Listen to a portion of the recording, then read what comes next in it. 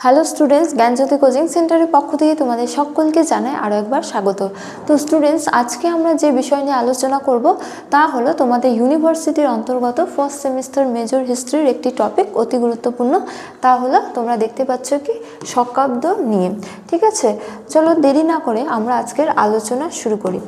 তো এক্ষেত্রে প্রথমে বলা যায় যে শকাব্দ হলো কি একটি অব্দ। ঠিক আছে, শকাব্দ হলো একটি অব্দ।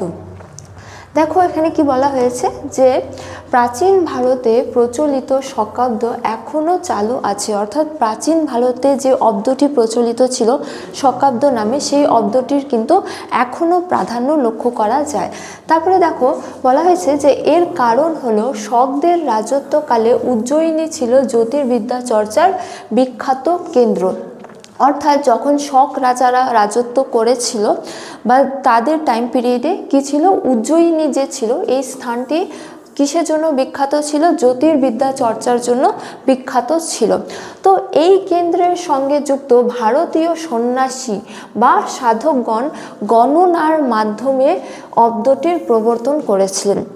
অর্থাৎ শকদের রাজত্বকালে উজ্জয়িনী যে স্থানটি ছিল সেই উজ্জয়িনী কিন্তু জ্যোতির্বিদ্যা চর্চার জন্য বিশেষ গুরুত্বপূর্ণ ছিল। তো সেই উজ্জয়িনীর সঙ্গে যুক্ত ভারতীয় সন্ন্যাসীরা বা সাধকগণ গণনার মাধ্যমে একটি অব্দের প্রবর্তন করেছিলেন। তো এই অব্দটি কী নামে পরিচিত? এই অব্দটি মূলত শকাব্দ নামে পরিচিত।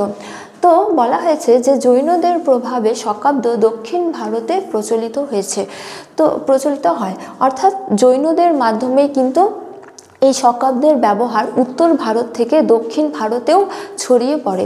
তো কিভাবে এই শকাব্দের উদ্ভব হয়েছিল এ নিয়ে এখন আমরা আলোচনা করব। তো শকাব্দের উদ্ভব নিয়ে বলা যায় যে বিভিন্ন ঐতিহাসিক বিভিন্ন মতামত পোষণ করেছেন, অর্থাৎ এই ক্ষেত্রে ঐতিহাসিকরা একমত নন। তো চলো এবার আমরা দেখি কোন কোন ঐতিহাসিক কি মতামত পোষণ করেছেন। তো এক্ষেত্রে মূলত দুটি মতামত আমাদের মনে রাখা উচিত। তা হলো কি, প্রথমত দেখো যে বলা হয়েছে একটি মত হলো যে কোনো এক শক রাজা সিংহাসন আরোহণের ঘটনাকে স্মরণীয় করে রাখার জন্য এই অব্দটির প্রবর্তন করেন। অর্থাৎ এই ক্ষেত্রে অন্যতম একটি প্রধান মতামত হলো যে শক রাজাদের মধ্যে, বিভিন্ন শক রাজাদের মধ্যে কোনো এক শক রাজা তার সিংহাসন আরোহণের যে ঘটনা, সেই ঘটনাকে চিরস্মরণীয় করে রাখার জন্য এই অব্দটির প্রচলন করেছিলেন। আবার আরেকটি মত রয়েছে, সেটি হলো জে ফার্গুসনের মত। এটিও কিন্তু অত্যন্ত গুরুত্বপূর্ণ মতামত।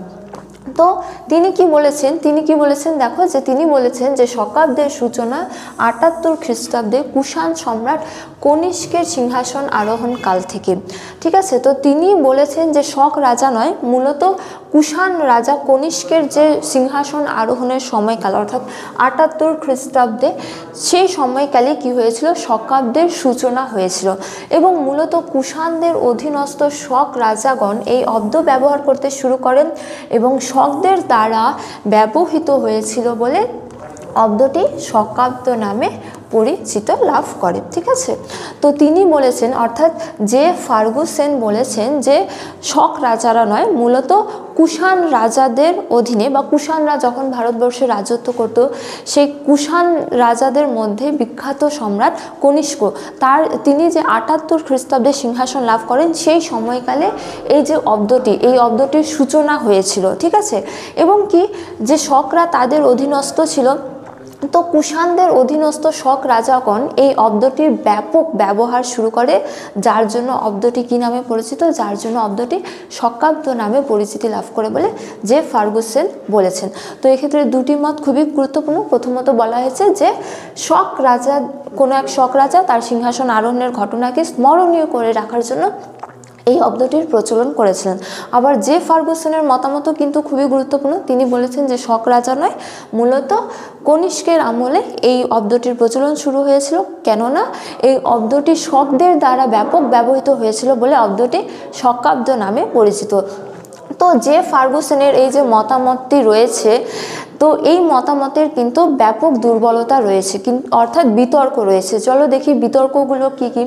তো দেখো বিতর্কের ক্ষেত্রে বলা হয়েছে যে ফার্গুসনের মতে বহু পণ্ডিত মেনে নিয়েছিলেন, কিন্তু যদিও এর কিছু দুর্বলতা রয়েছে, যেমন বলা হয়েছে যে কনিষ্কের তারিখ নিশ্চিতভাবে চিহ্নিত হয়নি। ঠিক আছে, কনিষ্ক যে সিংহাসন লাভ করেছিলেন বা কোন সময়কালে তিনি রাজত্ব করেছিলেন তা নিয়ে কিন্তু সঠিকভাবে কিছু বলা হয় না।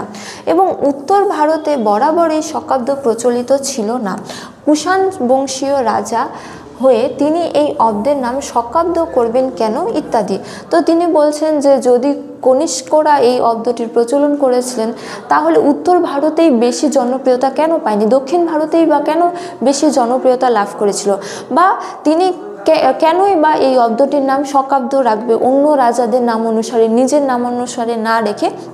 তো এগুলি হলো তার বিতর্কিত কিছু মতামত। ঠিক আছে, অর্থাৎ তার মতামতের কিছু দুর্বলতা। তো পরিশেষে বলা যায় যে তবে মোটামুটি সকল ঐতিহাসিক এখন মনে করেন যে কুষাণ সম্রাট কনিষ্কই 78 খ্রিস্টাব্দে শকাব্দ প্রবর্তন করেন এবং এই অব্দটি জনপ্রিয় করে তুলেছিলেন শক রাজাগণ। এই কারণেই এই শকাব্দ হচ্ছে যে কি পরিচিতি লাভ করে, শকাব্দ নামে পরিচিতি লাভ করে অব্দটি। তো বিভিন্ন তর্ক বিতর্ক থাকা সত্ত্বেও অনেক ঐতিহাসিক কিন্তু মেনে নিয়েছেন যে এই অব্দটি মূলত কুষাণ সম্রাটের সিংহাসন আরোহণকালে কনিষ্কই এই অব্দটির সূচনা করেছিলেন। তবে শক রাজাদের দ্বারাই কিন্তু এই অব্দটি ব্যাপকভাবে জনপ্রিয় লাভ করেছিলেন বলে অব্দটি কী নামে পরিচিত, শকাব্দ নামে পরিচিত। তো স্টুডেন্টস, এই ছিল আজকের আলোচনার বিষয়। ভিডিওটি শেষ করার পূর্বে তোমাদের একটা ছোট্ট ইনফরমেশন দিয়ে রাখি যে তোমরা স্ক্রিনে দুটো নম্বর দেখতে পাচ্ছ, 6295916282 এবং 7076398606। তো এটি আমাদের কোচিং সেন্টারের হেল্পলাইন নাম্বার। তো তোমরা যারা আমাদের কাছে অনলাইনে যুক্ত হতে চাও, এই সেমিস্টারে আমাদের সাথে পড়াশোনা করতে চাও, তোমরা কিন্তু এই দুটো নম্বরের মধ্যে যে কোনো একটিতে যোগাযোগ করে আমাদের সাথে যুক্ত হতে পারো। চলো আজকে এতটাই থাক, তোমাদের সাথে দেখা হবে পরবর্তী ক্লাসে। ততক্ষণ ভালো থাকো, সুস্থ থাকো। Thank you.